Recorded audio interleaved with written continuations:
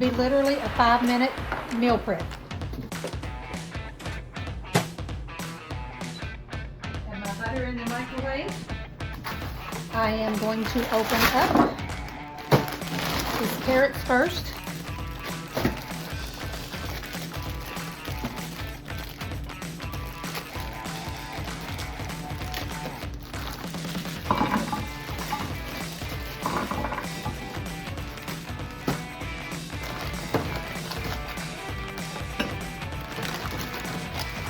And I'm going to put some chicken strips in there right beside those carrots.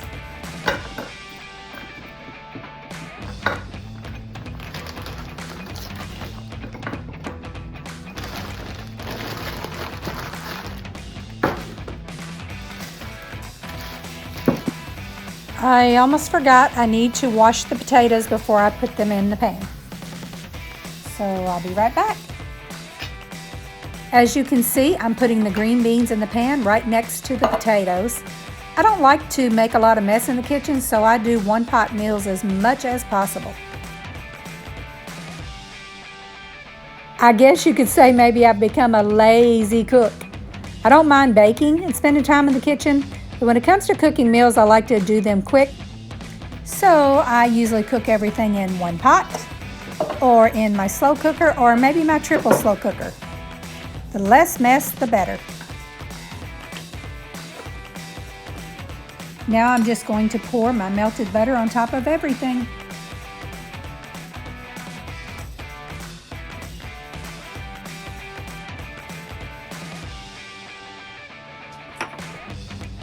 After I pour the butter over all of my food items, then I will salt everything and put a little pepper on the green beans, potatoes, and meat. And then I'm going to put a little chipotle oil on my chicken, some brown sugar on my carrots, and some onion powder on my green beans. It is going to be so good, I can taste it already. I think when you add the different seasonings to different items, they each complement each other just enough to where they taste really yummy.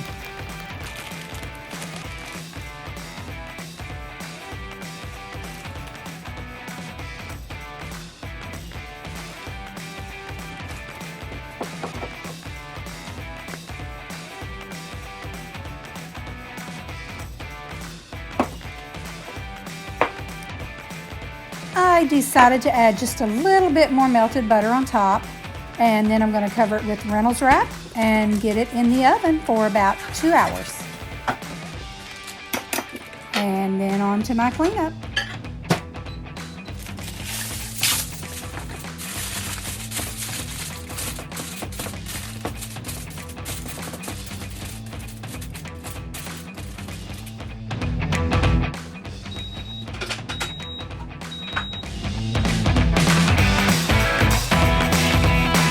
I'm also going to share another 5-minute meal prep with you today, and it is chicken and rice. I put 1 cup of rice into my slow cooker and added a large can of cream of chicken soup. Most of the time I will add another small can of cream of chicken, but I didn't have it, so I added a half a cup of water and just kind of rinsed out my can, and then mixed that in good with my rice.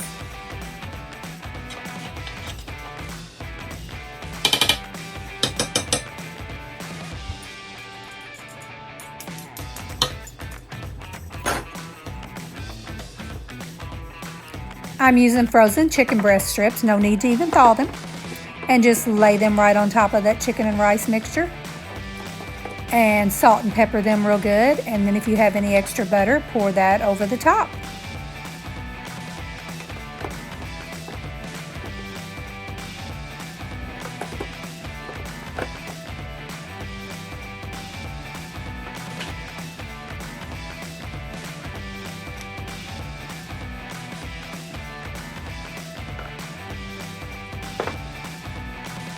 It is so easy to make, and it has actually become one of my favorite meals.